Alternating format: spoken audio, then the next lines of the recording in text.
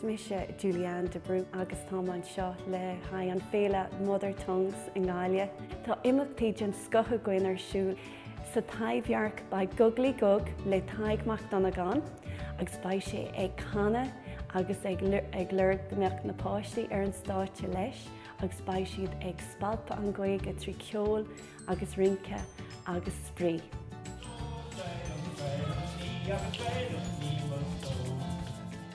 By dáanta dána le burt chalíní álan bhfuil ag géirí an Ghaeilge chuircan cín le feiceáil, le rince arís agus le ceol. Támuid ag déanamh ceardlann ceol, color strings in Ghaeilge i gcóir na páistí óga agus na tistí an teaghlach bhfuil ag géirí an Ghaeilge a chuircan cín sa teach. Bhíonn muid ag úsáid na popéidí, agus bhíonn muid ag rince.